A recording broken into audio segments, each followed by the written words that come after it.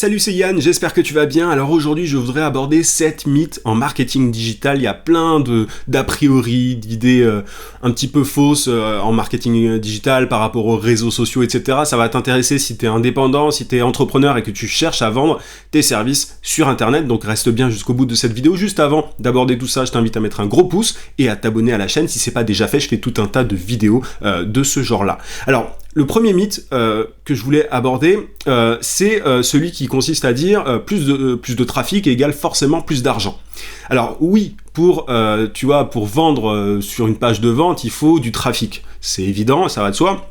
Si tu as 0 personne qui vient sur ta page de vente, tu vas pas faire de vente, c'est logique. Mais ça n'est pas parce que tu amènes 100, 200, 300, 1000, 10 000 personnes, que tu vas automatiquement gagner de l'argent. Parce que il faut prendre en considération ton canal d'acquisition. D'où viennent les gens que tu as amenés? D'où vient ton trafic en fait? Et est-ce qu'il est qualifié? Est-ce qu'il est pertinent par rapport à ton offre? Si tu vends, je sais pas moi, des cannes à pêche, si tu ramènes des gens qui ne font pas de pêche, enfin qui ne pêchent pas, des gens qui ne sont pas des pêcheurs, bah tu ne vas pas vendre de canne à pêche, tu vois, ça va de soi, c'est évident.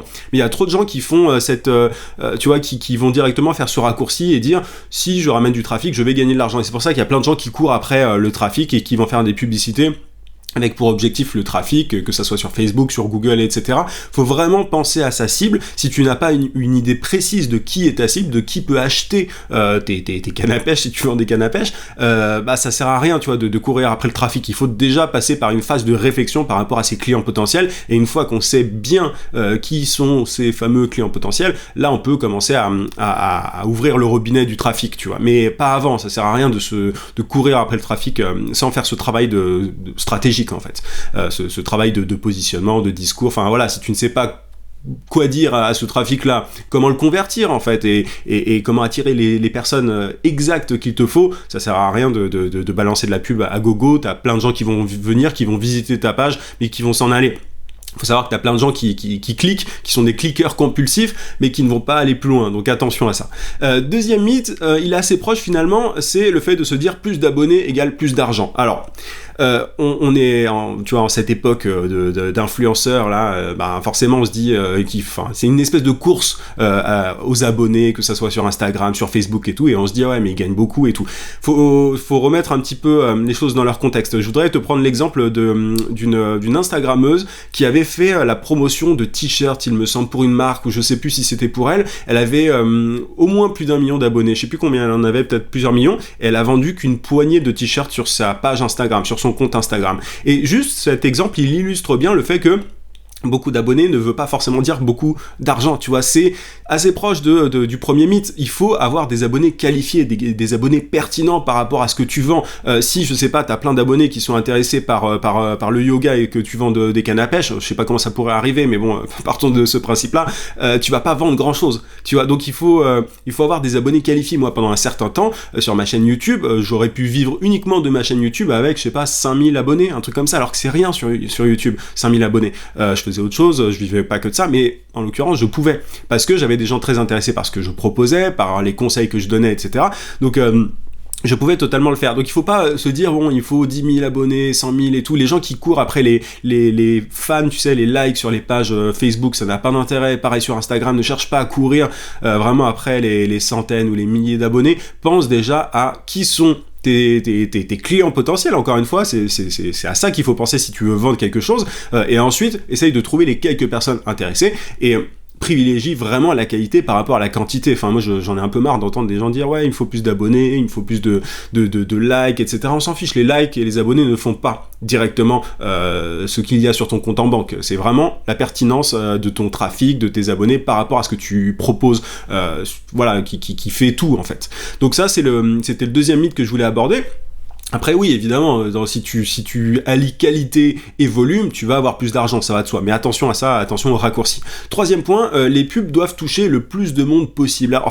Alors ça c'est le troisième mythe. Souvent quand quelqu'un veut faire de la pub sur Facebook par exemple, il se dit voilà il faut viser ultra large. Ça c'est l'erreur de base des gens qui ne font jamais de publicité sur Internet. Ils se disent il faut viser ultra large, peu importe en fait qui on vise. Tu vois que depuis le début je suis en train de parler de ciblage en fait, que dans les 3 mythes en fait. Mais donc moi, quand j'ai accompagné par le passé des gens qui voulaient faire de la pub sur Facebook, ils voulaient, voilà, arroser tout le monde, tu vois, un petit peu comme une grande marque ferait avec ses spots télé qu'elle matraque un peu constamment.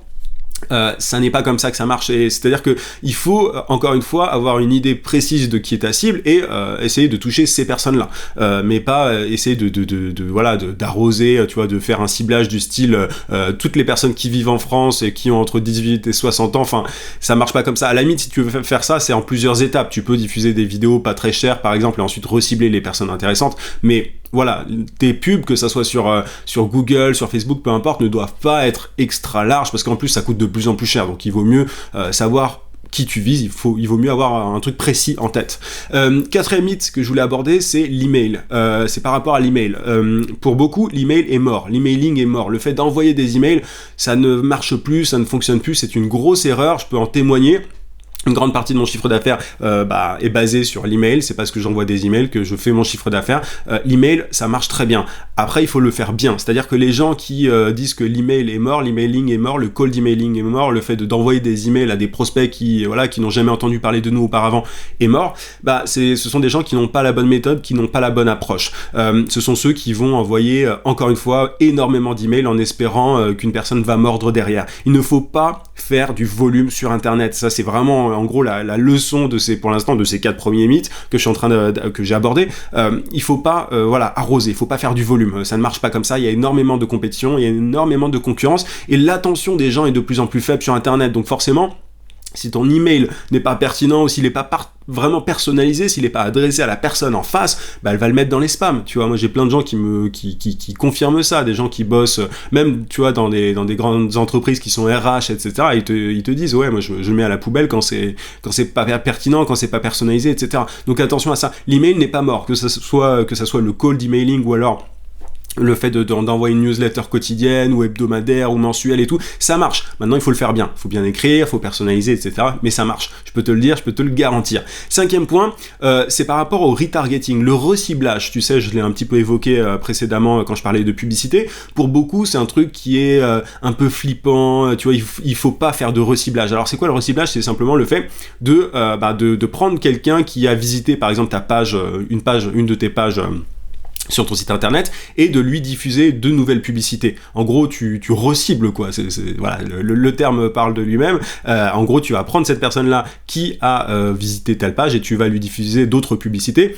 Pour beaucoup, c'est un truc qui est un peu creepy, c'est un truc qui est un peu ça se fait pas. Enfin, c'est moyen, c'est une pratique douteuse et tout. En réalité, c'est un truc qui marche extrêmement bien et c'est pour ça que tant de personnes le font. Et quand c'est bien fait, tu vois, quand ton reciblage est bien fait, la personne derrière, enfin la personne que tu cibles, elle va pas se dire ouais c'est quoi ce truc, il est en train de me suivre partout sur internet, c'est flippant, tu vois, c'est quoi ce stalker. Non, les gens ne pensent pas comme ça. Si tu fais bien ton reciblage, si tu offres quelque chose, si tu fais la bonne offre au bon moment ou si tu diffuses le bon contenu au bon moment, la personne au contraire va te remercier presque, tu vois, c'est comme ça qu'il faut le voir. Donc il faut pas balayer d'un revers de la main le reciblage, c'est extrêmement important, surtout aujourd'hui, tu vois, en cette époque où la pub sur internet est de plus en plus chère, il faut vraiment mettre ça dans sa stratégie digitale, sinon tu laisses beaucoup d'argent sur la table. Donc ne balaye pas le retargeting, c'est pas une pratique douteuse ou flippante ou je ne sais quoi.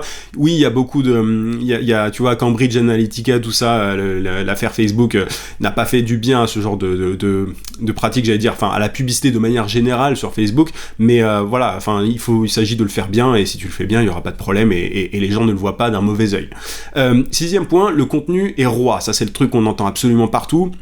On te dit partout que le contenu est roi, il faut faire du contenu.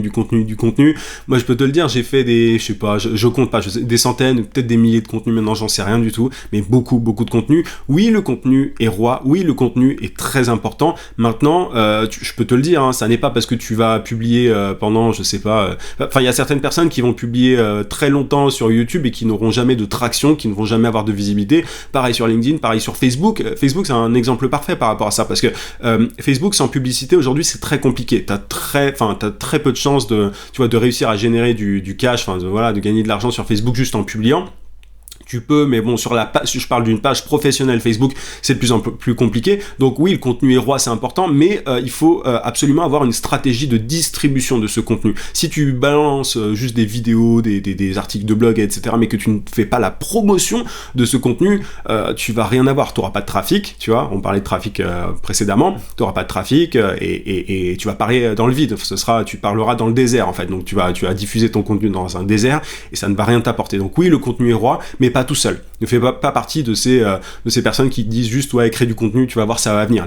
Balance des vidéos, fais des vidéos, des articles de blog et les gens vont venir. Ça n'est pas comme ça que ça marche. 7e et dernier mythe que je voulais aborder, c'est par rapport au SEO. Le SEO, alors pour beaucoup, c'est le truc qu'il faut absolument sur lequel il faut se pencher tout de suite et tout. Le SEO est vital, machin. C'est vrai que c'est très important le SEO, mais si tu veux des résultats à court terme, je te recommande pas forcément de mettre tous tes efforts sur le SEO. Pour moi, c'est un bonus, c'est un truc que tu construis au fur et à mesure du temps. Tu vois, même si tu écris beaucoup d'articles sur ton blog, si t'écris plein de trucs sur plein d'articles pertinents et tout, tu peux être bien référencé, apparaître assez haut sur Google, mais au bout de, 6 mois, et encore, c'est quand tu te débrouilles très très bien, mais plutôt 1 an, etc. Donc si tu veux des résultats à court terme, penche-toi plutôt sur les réseaux sociaux que sur le SEO, mais garde le SEO en tête dans ta stratégie globale. Mais oui, le SEO c'est important, mais il ne s'agit pas juste d'écrire des articles, de placer des mots-clés sur une page, c'est un métier à part entière. Moi, c'est pas ma spécialité, c'est un métier à part entière, mais il faut le prendre comme un petit élément entre guillemets d'un grand tout, et si tu veux des résultats tout de suite, si tu veux vendre tes services tout de suite, je te recommanderais plutôt d'aller par exemple sur Facebook ou plutôt même sur LinkedIn si tu veux prospecter. Et l'argent que tu vas gagner avec ta prospection directe, tu vas pouvoir l'injecter dans une stratégie plus long-termiste comme le SEO par exemple. Mais voilà un petit peu ce que je voulais te dire par rapport à ces 7 mythes. Je serais curieux d'avoir ton avis en commentaire, ça m'intéresse. Si tu veux aller plus loin, si tu veux décrocher plus de contrats, des clients premium, si tu es coach, consultant, formateur, freelance, j'ai une formation gratuite qui t'attend, tu as le lien en description, tu peux aussi cliquer sur le i sur YouTube et tu recevras tous les matins à 9h un email avec plein de conseils pour trouver plus de clients, pour facturer ses services à prix d'or, etc. Donc c'est pour les personnes les plus motivées, pour les plus sérieuses, celles qui sont prêtes à mettre en application ces différents conseils. Encore une fois, tu cliques sur le lien en description ou sur le i sur YouTube. Je te dis à très très vite.